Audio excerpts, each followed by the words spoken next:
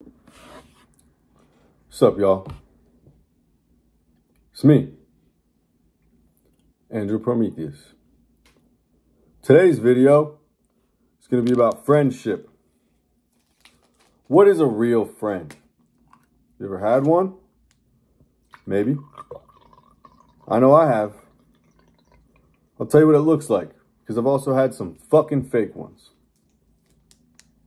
I once had a friend who was so real that when I was at military school and I made the mistake of transferring into my own room and I opened myself up to potential attack, because we all know the buddy system is very important if you want to stay safe, and I broke that out of some type of paranoid fear response where the first person I was connected to, I kind of snapped on and felt as if it was a weak point. He was going to get me in trouble, which wasn't even true. I was just losing my mind a little bit.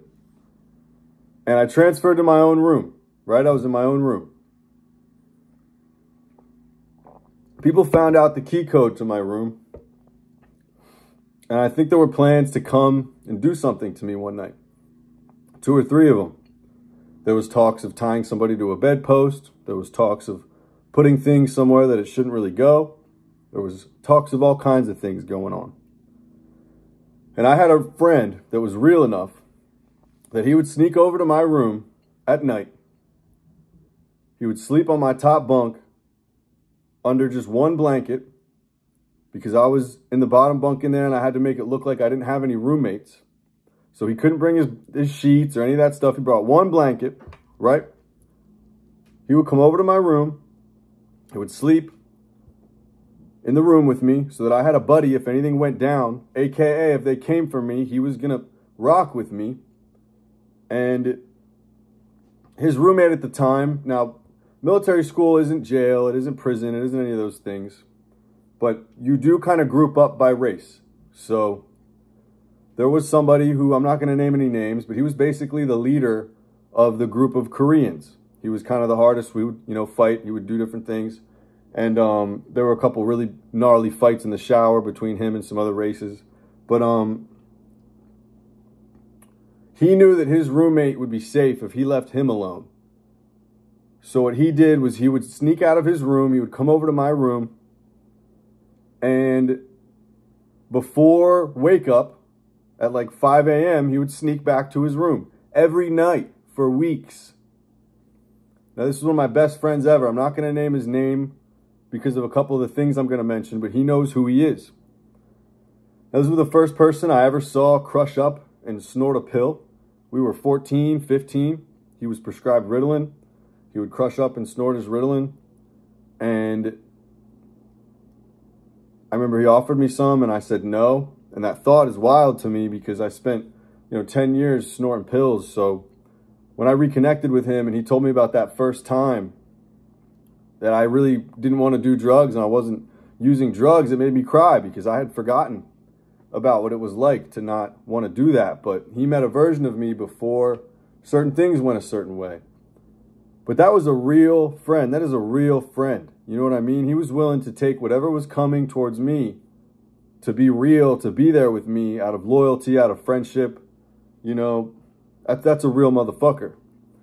And because he was with me, I don't think anything happened. And, there were a couple incidents. I have another video about the time I had to use a little Dave & Buster's bat to, stop an attack type of a deal. But I think that was probably just a test to find out what I was made of, if I would fight back, if I would stand up type of a deal. Because honestly, that's a whole nother video, but those people could have overpowered me, I think, if they wanted to. But at the same time, maybe they didn't want to get hit in the head with a bat. I don't know, right? But this motherfucker, he was so real. He would come, he would crash in my room with me every day, man, just to make sure I was safe. You know what I mean? Like a real friend. And if I was in danger, he was going to put himself in harm's way as well and rock out. And these weren't some, pushovers that were thinking about coming through. It was some of the scariest motherfuckers around, you know what I mean? Some of the hardest hitters, some of the, the toughest jaws that we knew of on our floor or in our building.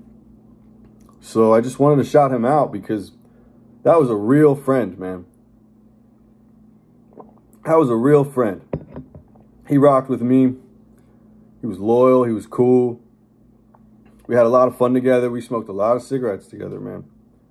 And packed a lot of lips together. You know what I mean? There was a lot of tobacco use at military school at 11, 12, 13, 14 years old. But yeah, I just wanted to tell a story about one of the realest friends I've ever had.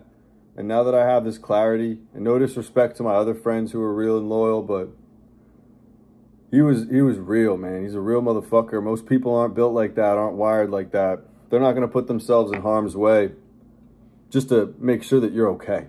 You know what I mean? They're not going to do that. So shout out him. He's a real motherfucker. And that's it for today. Prometheus out.